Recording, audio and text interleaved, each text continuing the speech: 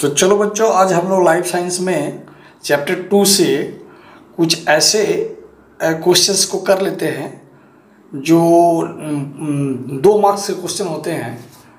तो लोगों को 2020 का एक क्वेश्चन पेपर है।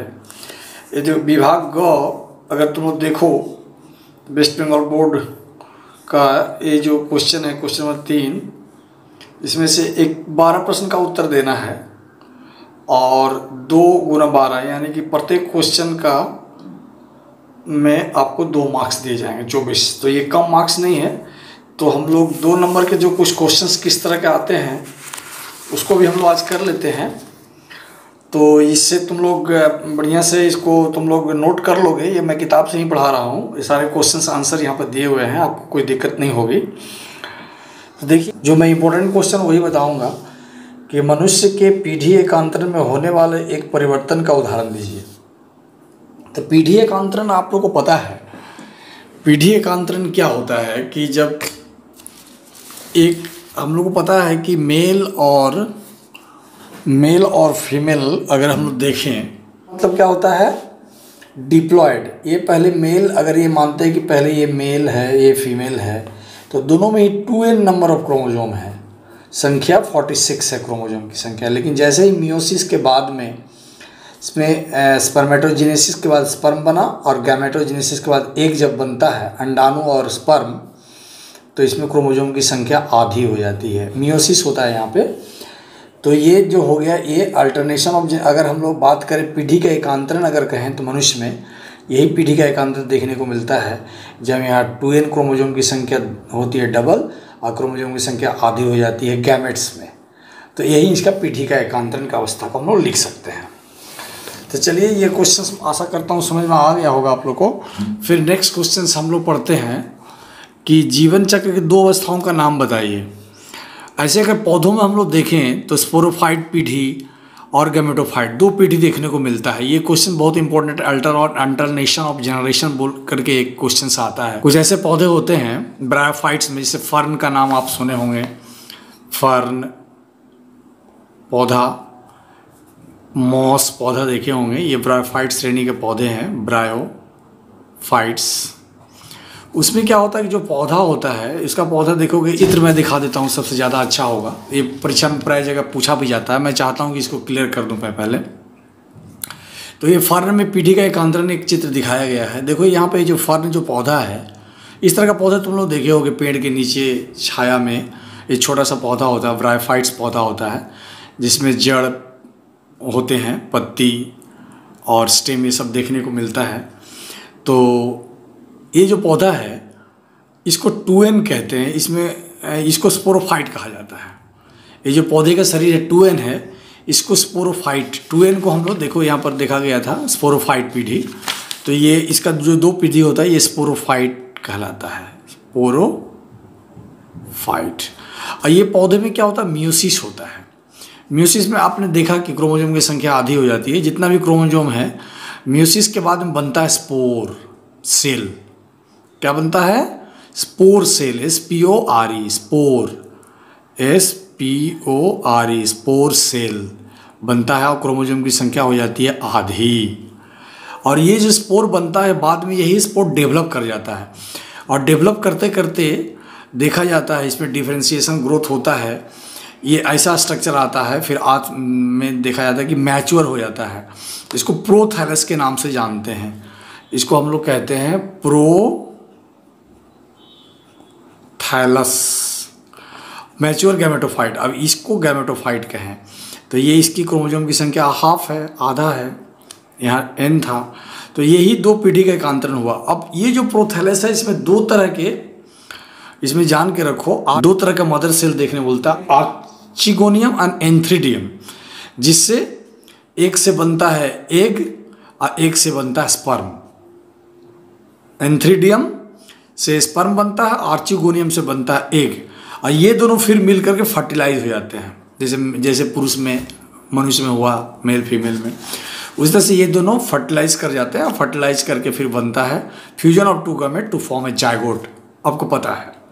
और जायगोट बनने के बाद में फिर ये डेवलप करने लगते हैं, और डेवलप करते करते यंग स्पोरोफाइट ऐसा एक पौधा बनता है, और बाद में फिर ये डेवलप करके ये 2n स्टेज में चला जाता है। अगर इसका चक्र अगर हम लोग देखें, अगर हम इसकी पीढ़ी जो इसका चल रहा है, तो अगर हम देखें तो ये पौधा जो इस तरह का स्पोरोफाइटिक स्टेज में था, इसको कहेंगे स्पोरोफाइट स्टेज, और वो जो है मियोसिस के बाद जो डेवलप हुआ वो गैमेटोफाइट, प्रोथैलस जैसा ये पत्ती जैसा स्ट्रक्चर है, प्रोथैलस कहते हैं इसको मैच्योर गैमेटोफाइट कहते हैं।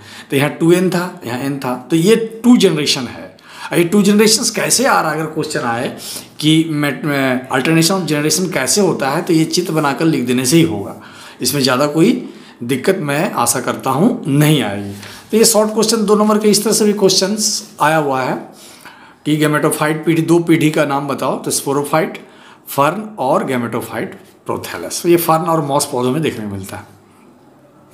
फिर मैं जो ज़्यादा इंपॉर्टेंट वही बता रहा हूँ, पीढ़ी का एकांतरण, अल्टरनेशन ऑफ जनरेशन से क्या कहते हैं। ये अभी मैं समझाया कि लैंगिक प्रजनन करने वाले जीवों के जीवन चक्र में गैमेटोफाइटिक और स्पोरोफाइटिक डिप्लॉयड अवस्था, ये गैमेटोफाइटिक है और ये स्पोरोफाइटिक है, ये डिप्लॉयड हैप्लॉयड अवस्था एक के बाद एक आते रहते हैं। इस क्रिया को कहते हैं पीढ़ी का एकांतरण। एक के बाद एक आ रहा ना, आपने देखा, ये पहले ये आया, फिर ये आया, फिर ये आएगा, फिर एक आएगा, तो ये जीवन चक्र चलता रहता है, इसको कहते हैं पीढ़ी का एकांतरण। आशा करते हैं ये बहुत इंपॉर्टेंट क्वेश्चन है, इस तरह क्वेश्चन आते हैं, जो छूट गया था उस तरह क्वेश्चन मैं करवा रहा हूँ ज़्यादा इंपॉर्टेंट। इसके बाद मैं बताना चाहूँगा कुछ इस तरह के क्वेश्चन भी आते हैं परीक्षा में। देखो आया था 2017 में कि कौन कारक परागण का कार्य करता है। इसमें धान है, हाइड्रिला है, सीमूल है, आम है।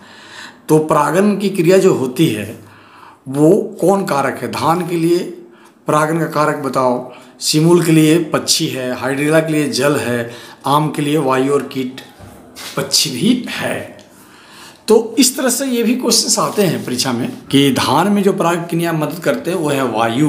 ये पूछा कि धान में कौन मदद करते हैं, वायु और कीट भी मदद करते हैं।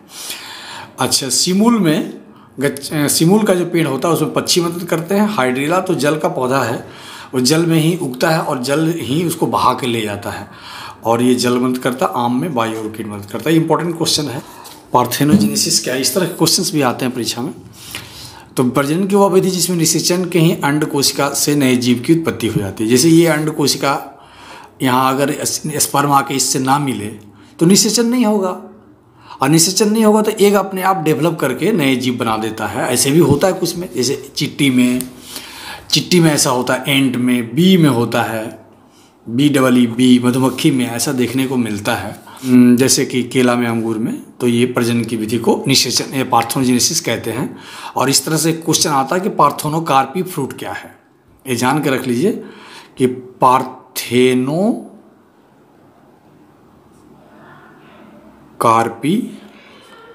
फ्रूट किसे कहते हैं। तो देखिए अब यही चीज़ हो गया कि प्रजनन क्या हुआ जिसमें निषेचन, बिना निषेचन के ही अंड कोशिका जो है नए जीव की उत्पत्ति हो जाती है, तो पार्थेनोजेनेसिस कहते हैं। उसमें जो फल बनता है इस क्रिया के द्वारा उसको कहते हैं पार्थेनोकार्पी फ्रूट। जैसे केला, अंगूर में इसमें सीडलेस फ्रूट बनता है। इसमें इस क्रिया के द्वारा जो फ्रूट बनते हैं वो बीज रहित होते हैं, बीज उसमें नहीं होता। ये बहुत इंपॉर्टेंट क्वेश्चन है। पार्थेनोजेनेसिस क्या है, पार्थेनोकार्पी फ्रूट क्या है, दोनों आशा करते हैं समझ में आ गया होगा। नेक्स्ट क्वेश्चन है वृद्धि प्रजनन क्या है। इस तरह से क्वेश्चंस भी आते हैं, इंपॉर्टेंट क्वेश्चंस हैं। वृद्धि प्रजनन बहुत लड़के लोग लगते हैं कि वो लोग कंफ्यूज जाते हैं। प्रजनन देखिए इसको मैं समझाने की कोशिश करता हूँ। वृद्धि प्रजनन को मैं समझाने की कोशिश करता हूँ। वृद्धि प्रजनन तुम लोग जानते हो कि जो प्रजनन होता है वो प्रजनन क्या है। प्रजनन है कि नए संतान उत्पन्न करने की क्रिया को प्रजनन है कहते हैं। तो ठीक है, नया संतान उत्पन्न करते हैं तो कैसे करते हैं। तो मेन तो एक जानते हो कि मेल गैमेट और फीमेल गैमेट आपस में मिलते हैं, निषेचन होता है, जायगोट बनता है, और ये जायगोट डेवलप करके नए शिशु को जन्म देता है। ये एक क्रिया हो गया, इसको लैंगिक प्रजनन कहते हैं। और अलैंगिक प्रजनन में क्या है, कोई भी गैमेट अपने आप डेवलप करके बिना निषेचन के ही अपने आप डेवलप कर जाएगा कोई भी गैमेट और नए संतान उत्पन्न करे, अलैंगिक प्रजनन हो गया। और दूसरा है तुम्हारा पार्थेनोकार्पी फ्रूट, तो बता ही दिए, इसमें अंड कोशिका खास करके डेवलप करती है। और चौथा है वृद्धि प्रजनन। तो वृद्धि प्रजनन क्या है, वृद्धि प्रजनन में क्या होता है, हम लोग जानते हैं कि सेक्सुअल प्रोडक्शन में फूल का जो है मेल पार्ट और फीमेल पार्ट। अभी हम लोग देखा परागकण, परागकण फूल में बनता है, और एक तो हम लोग बोले अंड, अंड बनता है, ओभा बनता है, फ्लावर का ये जो नीचे वाला हिस्सा अभी हमने चित्र दिखाया, इसके अंदर ओव्यूल होता है, ओव्यूल के अंदर एग बनता है, और ये वर्तिकाग्र में आता है। इस तरह से परागकण अंदर जाकर के फर्टिलाइज करता है। लेकिन अगर मान लो कि ये क्रिया नहीं होती है और फिर भी प्रजनन होता है, यानी कि पौधे का जो पुरुष अंग है और स्त्री अंग है, दो अंग हैं, तो पुरुष अंग और स्त्री अंग को छोड़ देते हैं, और उसको छोड़ने के बाद बाकी जो शेष अंग बनते हैं, यानी फूल को अगर हम लोग छोड़ दें तो बच गया जड़, तना और पत्ती। अगर ये तीनों भाग में से ये लोग अगर प्रजनन की क्रिया करके नए संतान उत्पन्न करना शुरू कर दें फूल को छोड़कर, तो उसको कहेंगे। प्रजनन कई तरह के होते हैं। जड़ के द्वारा होता है, जैसे शकरकंद में होता है, जड़ के द्वारा शकरकंद में होता है। तना के द्वारा देखो कोई भी तना काट के लगा दो, गुलाब का, गुड़हल का फूल का या गन्ना का काट के अगर लगा देते हो तो तना से नया पौधा जन्म ले लेता है। तो ये हो गया तना में द्वारा। पत्ती के द्वारा, एक पत्ती का नाम पत्थर कुच्ची पत्ती का नाम सुने होंगे, पत्थर चट्टा, ब्रायोफाइलम बोलते हैं उसको। ब्रायोफाइलम एक पौधा है पत्थर चट्टा, वो अगर ज़मीन में नीचे गिर जाता है तो उसके ज़मीन पौधे के किनारे वाले हिस्से से नया पौधा। एक क्वेश्चन है कि सेक्सुअल डायमॉर्फिज्म क्या है, ये भी इम्पोर्टेंट है, लोगों को समझ में नहीं आता बच्चों को। डायमॉर्फिज्म कहते हैं मतलब कि कोई भी जीव जंतु को देखो तो उसके बाहर से देख कर के, बाहरी आकृति को देख करके अगर हम समझ जाएं कि वो मेल है कि फीमेल है, तो हम लोग समझ जाएंगे कि वो सेक्सुअल डायमॉर्फिज्म उसमें है। जैसे कि अगर हम लोग स्त्री और पुरुष को देखें तो स्त्री और पुरुष को अगर तुम लोग देखते हो तो स्त्री और पुरुष में दोनों में अंतर होता है। जो दाढ़ी मूछ होगा इसमें, जबकि स्त्री को अगर देखोगे तो बच्च होगा, डेवलप करेगा। स्त्री के सारे कैरेक्टर होगा जिसको हम लोग देख के समझ जाएंगे। पुरुष को सर कैरेक्टर को बाहर से देख के समझ जाएंगे कि स्त्री है पुरुष है। इसको कहेंगे सेक्सुअल डायमॉर्फिज्म, माने जंतुओं नर और मादा का वह बाहरी लक्षण जिसके आधार पर हम लोग पहचान पाएँ उसको कहते हैं सेक्सुअल डायमॉर्फिज्म। तो अब हम लोग आगे पढ़ते हैं कि पौधों में वृद्धि प्रजनन कितने प्रकार का होता है। अभी मैंने बता दिया कि पत्ती द्वारा होता है, तना के द्वारा होता है, जड़ के द्वारा होता है, विखंडन द्वारा स्पाइरोगारा में होता है। एक है कृत्रिम वृद्धि प्रजनन, किसको हम लोग करते हैं, इसको कृत्रिम वृद्धि प्रजनन कहते हैं। कृत्रिम वृद्धि प्रजनन अभी आप लोगों को मैंने बताया कि जड़ दोना पत्ती के द्वारा तो पौधों में अपने आप होता रहता है, लेकिन मनुष्य जब कराता है तो कृत्रिम होता है। जैसे कि आपने तना काट दिया, तना काट के आके घर में लगा दिया, तो ये हो गया तना के द्वारा कृत्रिम प्रजनन हो गया। कलम लगाना कहते हैं इसको। दूसरा दबाव करके भी होता है, दबा करके किसी के तना को आप दबा करके मिट्टी में लगा दिए, इससे जड़ निकल गया और फिर यहाँ से काट दिए, तो ये भी वृद्धि प्रजनन है। रोपण के द्वारा है, आम लीची वगैरह में होता है, ग्राफ्टिंग कहते हैं इसको हम लोग। ये और शाखा बंधन गुलाब में होता है और गुटी द्वारा भी होता है। एक इम्पोर्टेंट क्वेश्चन है कि एग अपरेटस क्या है। तो बीजांड द्वार के समीप 3 केंद्रक पाए जाते हैं। इसमें बीज वाले बड़े केंद्रक को अंडाणु, अन्य 2 को साइनरगिड्स कहते हैं। इन तीनों को केंद्र को सामूहिक रूप से अंडकरण कहते हैं। आप लोग अभी तक बार मैं ये चित्र बना रहा था कि पुरुष का जो स्त्री अंग होता है इसको अंडाशय कहते हैं। अगर अंडाशय को ठीक से अगर देखा जाए, बड़ा सा बनाए अंडाशय को, फूल का जो जवा का फूल का नीचे में अगर देखें, तो मैं कभी दिखाऊंगा ये चित्र को अंडाशय को। फिर इसके अंदर अगर हम लोग जाएँ अगर अंडाशय के अंदर में, तो एक ओव्यूल मिलेगा, ओव्यूल कहेंगे। और ओव्यूल के में विकसित होता है एक आगे चल के एम्ब्रियो सैक, एक विकसित होता है embryo sac. Embryo sac develop होता है, भ्रूण कोष। इसी एम्ब्रियो कोष में डेवलप होता है नीचे में एक अंडा और साथ में 2 रहता है सिनर्जिड्स। बीच में 2 न्यूक्लियस डेवलप करता है इसको, और ऊपर में 3 न्यूक्लियस डेवलप करता है। इस तरह का आप चित्र देखे होंगे। तो इसको बीच वाला को एक कहते हैं और बगल में 2 को साइड में जो रहता है उसको कहते हैं सिनर्जिड्स। सिनर्जिड्स कहते हैं, या इसको नर्सिंग सेल भी कहा जाता है। नर्सिंग सेल भी कहते हैं, क्योंकि ये नर्सिंग मतलब नर्स का काम, देखभाल का काम करता है। एग जब डेवलप करता है तो ये खाना, पानी, ऑक्सीजन, ये सब न्यूट्रिशन प्रदान करता है। इसको सिनर्जिस्ट कहते हैं। यही एग को फर्टिलाइज करता है। एग यहाँ डिफिनेटिव न्यूक्लियस होता है और ऊपर में फिर ये होता है एंटीपोडल सेल कहते हैं। 3 ठो होता है, इसको कहते हैं एंटीपोडल सेल। एक ओवल का चित्र है। तो ये क्वेश्चन है, इसी को कहते हैं, ये नीचे वाला 3 जो देख रहे हो इसको कहते हैं हम लोग एग अपरेटस। एग है और साथ में 2 सिनर्जिट्स हैं, इसको कहते हैं एग अपरेटस। पार्थेनोकार्पिक फ्रूट मैंने बताया कुछ देर पहले। एक है what do you mean by internal fertilisation और what do you mean by external fertilisation. अंतः निषेचन और बाह्य निषेचन से क्या कहते हो। देखो ये बहुत ही इजी है, बशर्ते बच्चों को समझ में नहीं आता है तो नहीं लिख पाते हैं। तो निषेचन का अर्थ होता है फर्टिलाइजेशन क्या है। अगर तुम लोग बोलो कि फर्टिलाइजेशन क्या है तो अभी मैंने तुम्हें बताया था कि पुरुष, मेल और फीमेल दुनिया में हर जीव में 2 हिस्सों में होते हैं। मतलब मेल से जो उत्पन्न होता है उसको हम लोग शुक्राणु कहते हैं और फीमेल से जो उत्पन्न होता है उसको अंडाणु कहते हैं। और ये दोनों आपस में मिल जाते हैं तो जायगोट बनता है और इस क्रिया को कहते हैं निषेचन। तो सबसे पहले जानना होगा कि निषेचन क्या है। इस क्रिया कहते हैं फर्टिलाइजेशन। तो फर्टिलाइजेशन क्या है। फर्टिलाइजेशन ऐसी क्रिया है जहाँ पर नर गैमेट और मादा गैमेट आपस में मिलकर जायगोट बनाते हैं। Male and female gametes unites together to form a zygote is called fertilization. लेकिन हम लोग को क्या पढ़ना है कि बाह्य निषेचन। निषेचन अगर जान गए तो हम लोग अब जान सकते हैं कि अंतः निषेचन, इंटरनल फर्टिलाइजेशन क्या है। अब इंटरनल करने का मतलब क्या है कि मान लो कि अब किसी जीव में ये जो शुक्राणु और अंडाणु जो है बाहर नहीं निकलता है, शरीर के अंग में ही। जैसे अगर हम लोग किसी भी जीव का अगर बात करें तो क्या होता है कि ये शुक्राणु शरीर के अंदर में छोड़ दिया जाता है और अंडाणु तो शरीर में स्त्री में पहले से मौजूद होता है।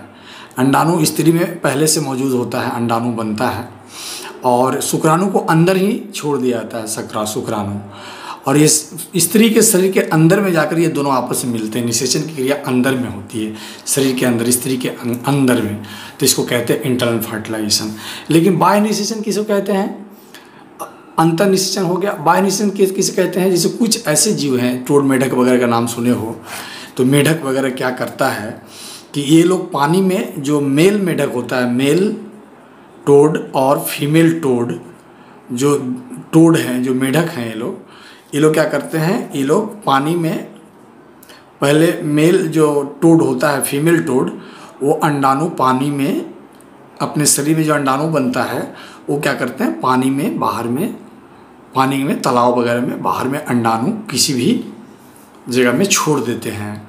और फिर मेल टोड क्या करता है, कॉपुलेशन के बाद में, मेल एंड फीमेल में जो कॉपुलेशन होता है तो मेल भी अपने इसके ऊपर में स्पर्म डाल देता है।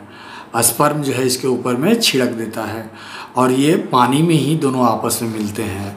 इसलिए इसको कहते हैं बाह्य निषेचन या एक्सटर्नल। या आइसोगैमेट्स क्या है। अब मैं इतने देर से बता रहा था कि गैमेट्स, जैसे गैमेट क्या है, प्रजनन की इकाई को गैमेट कहते हैं। प्रजनन की इकाई को गैमेट कहते हैं। जैसे मैंने अभी तक बता रहा था, स्पर्म पुरुष में बनता है, एग स्त्री में बनता है, तो ये दोनों गैमेट है।